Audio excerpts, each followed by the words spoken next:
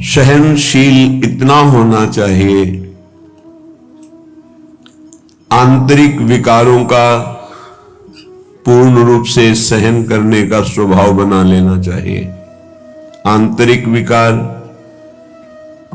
काम वेदना, क्रोध की जलन, लोभ की प्रवृत्ति, मोह की ममता, अहंकार का मद, किसी भी वस्तु व्यक्ति स्थान को लेकर, और मात्सर्यता, किसी की उन्नति देखकर अंदर ईर्ष्या होना,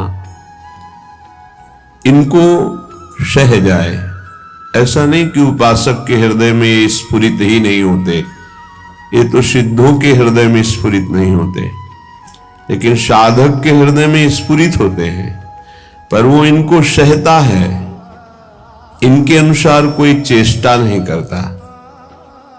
अंदर की मार को जो सह गया वही महापुरुष कहा जाता है। जो मद को, मोह को, मदन को, तीन को परास्त करता है उसे महापुरुष कहते हैं। कोई अहंकार नहीं, कोई भी काम कामना वासना नहीं, किसी से कोई मोह ममता नहीं, सब में अपने भगवान का स्वरूप देखकर सब जीवन सो प्रीति। मद, मदन, मोह विजयी वो महापुरुष। वे विजयी होने के लिए इनको सहा जाता है, बस इसी से आप जीत जाएंगे और ये हार जाएंगे। जिसने सहने का निश्चय कर लिया वही महाभागवत। सहत सहत बाढ़े भगति, उसके हृदय में भक्ति का प्रतिपल ऐसा स्वरूप बढ़ता रहता है कि वो अन्य का चिंतन करने की वृत्ति ही खो देता है, अनन्य चिंतन में डूबा रहता है। बाहरी कोई गाली दे, मारे, तिरस्कार करके निकाल दे, सह जाओ, सह जाओ, तुम पवित्र हो जाओगे, तुम महान बन जाओगे। ये संसारी पुरुष इसे नहीं समझ पाएंगे क्योंकि अहम है। कैसे सह जाऊं? वो हमको ऐसा बोलेगा, हम सह जाएंगे, फिर वो और बोलेगा, नहीं, वो बोलने लायक नहीं रहेगा, आप सह जाओ। ये आपका सहनशीलता का स्वभाव ही उसको परास्त कर देगा। सबसे बड़ा बल क्षमा, और वही क्षमा उसका परिवर्तन कर देगी। नहीं परिवर्तन करने लायक है, दंड देने लायक है, तो उसका पतन भी हो जाएगा, बहुत बुरी तरह से नष्ट हो जाएगा वो। उमा क्षमा साप होते भारी, दोनों तरह की मार सह जाए वही महात्मा, चाहे गृहस्थ हो या विरक्त हो। तितिक्षा पहला लक्षण है भगवत प्राप्ति के उपासक का, सहन करना। इसे अंदर बैठा लिए, ना तो किसी से कहना है, ना किसी से सहयोग लेना है, चाहे बाहरी आक्रमण हो चाहे आंतरिक। चुपचाप अपने आराध्य देव का विधान देखना है, बस आप जीत जाओगे माया पर। आप मन को अपने अधीन कर लेंगे, जो बहुत कठिन बात है।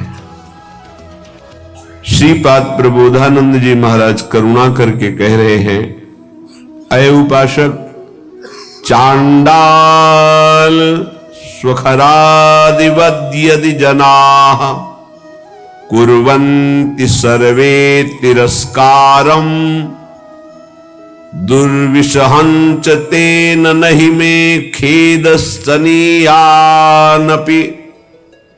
देवा दिव्यै मे च भूतनिवहा प्राणाश्च दद्युर्महा स्नेहात्तुष्टमतो न मे गुरुतृषो श्रीवृंदावनीये रसे। ऐ मित्र, ऐ सखे, मेरी बात मान ले। जो नीच पुरुष के द्वारा किए हुए अपमान को मुस्कुरा के सह जाता है, वो प्रिया प्रीतम के प्रेम को सहने की योग्यता प्राप्त कर लेता है। ये शर्त है। नीच पुरुष, आप शरीर से उसे दंड देने में सबल हैं, आप तप के द्वारा उसको नष्ट कर सकते हैं, हर तरह से आप उस पर शासन कर सकते हैं। ऐसे होते हुए भी आप किसी भी तरह का उसके लिए कोई दंड विधान नहीं करते और वो आपको गाली दे रहा है। हो सकता है वो आपके शरीर को भी चोट पहुंचा दे, आप मुस्कुरा के चल दिए तो आपको वो वस्तु मिलेगी जो बड़ी बड़ी साधना से नहीं मिलती। ये रहस्य है। यह रहस्य जल्दी किसी की समझ में नहीं आता है। अगर समझ में आ गई तो समझ प्रिया प्रीतम के चरणों तक पहुंच जाएगी। प्रार्थना मान लीजिए, सहन करना प्रिया प्रीतम को प्राप्त करना है। कहने चांडाल सुखरादिवद, जैसे कोई गधे को, कुत्ते को ऐसे बुरी तरह से तिरस्कार करे, वो क्या करेगा? चल देगा। गधा खड़ा है, क्या करोगे? डंडा मारोगे, उसको गाली दोगे, वो चल देगा वहां से। वो कोई आप प्रतिक्रिया नहीं करेगा आपके प्रति, वो भाग पड़ेगा वहां से। कुत्ता है, आप टुकड़ा रोटी का डालिए, पुचकारी आएगा, फिर डंडा मार दीजिए, फिर चला जाए, फिर पुचकारिए, वो फिर एक बार आपको देखकर हिम्मत करेगा, फिर आएगा, फिर मार दीजिए। वो कोई प्रतिक्रिया नहीं करेगा, प्रतिकूल व्यवहार नहीं कर पाएगा। ऐसे एक बार परमहंस श्री स्वामी ओंकारानंद सरस्वती जी महाराज उनके चरणों में बैठे हुए थे, तब उन्होंने कहा, बच्चा, साधु को इतना सहनशील होना चाहिए जैसे कुत्ते का। कुत्ते का सहनशील स्वभाव, उसे टुकड़ा डालो, पुचकारो, आ जाएगा, डंडा मारो, भाग जाएगा, फिर बुलाओ, फिर आ जाएगा। उसको मान अपमान का कहीं कोई बोध नहीं। ऐसे ही कई बार साधु का अपमान हो, फिर आओ अच्छा ले लो रोटी, फिर गाली दे, फिर भगा दे, फिर आओ अच्छा ले लो। उसको कभी बुरा नहीं लगना चाहिए और आखिरी बात तक फिर हाथ फैला देना। लाइए, ये बड़ी बात जो महापुरुषों में पाई गई, ये बड़ी बात पाई गई। मानापमान का किंचन मात्र भी कोई प्रभाव नहीं। श्वान की तरह जैसे उसको मान अपमान का कोई न, तब वो त्रिभुवन पूज्य ब्रह्मा के द्वारा भी नमस्कार योग्य हो जाता है। ऐसे महापुरुषों के पीछे भगवान डोलते हैं कि इनकी चरण रज हमारे ऊपर पड़ जाए। स्वयं भगवान कहते हैं, मैं ऐसे भक्तों के पीछे डोलता हूं। निरपेक्षम मुनिम शांतम निर्वैरम सम दर्शनम अनुब्रजाम्य हम नित्यम पूरे त्यंगुरेणु भी। ये बहुत बढ़िया अवसर है, सह जाओ। जब कर्म भोग आता है तो किसको गाली दोगे? सहते हो ना, तो एक कर्म भोग मानकर सह जाओ। अंदर विकार आवे तो सह जाओ, बाहर कोई अपमान करे, गाली दे तो सह जाओ। बहुत ऐसे स्थान पर पहुंच जाओगे जहां सुख ही सुख है, दुख का लेश नहीं है। और ये अपमान करने वाले, निंदा करने वाले वहां पहुंचाने में हमारा बड़ा सहयोग करते हैं। इसलिए कभी इनका बुरा ना सोचे। करत जे अनशहन निंदक तिन्हु पे अनुग्रह कियो। हे भगवान, इनको कभी दंड मत देना, इनकी बुद्धि शुद्ध कर दो, इनका शरीर स्वस्थ रहे।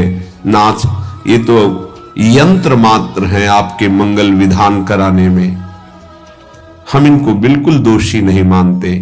ऐसा स्वभाव भक्तों का होता है। कह रहे हैं कि नीच पुरुषों द्वारा, जैसे चांडाल आदि हैं, चांडाल कहते हैं जो चतुर्वर्ण से रहित, जो मांस मदिरा व्यभिचार हिंसा इस तरह के आचरण करता है, उसे चांडाल कहते हैं। तो कुछ भी खा सकता है। शास्त्रों में कुत्ते का मांस खाने वाला, ऐसे नाना प्रकार के कुमार्गगामी प्रवृत्तियों में जो हर्षपूर्वक चलता है उसे चांडाल कहते हैं। ऐसों के द्वारा भी यदि इस तरह से अपमान किया जाए जिससे कुत्ते और गधे का, स्वखरादिवत यदि जना कुर्वन्ति सर्वे तिरस्कारम, यद्यपि दुर्विशहंच, सहन करना ये साधारण पुरुषों की हिम्मत नहीं है, ये केवल महात्मा की हिम्मत है, दूसरे की ताकत नहीं।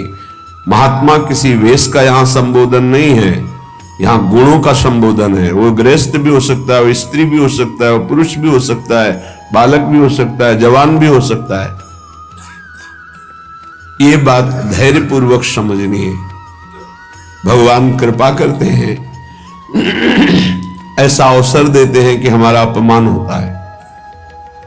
उस समय अपनी स्थिति को नापिए कि आप क्या हैं।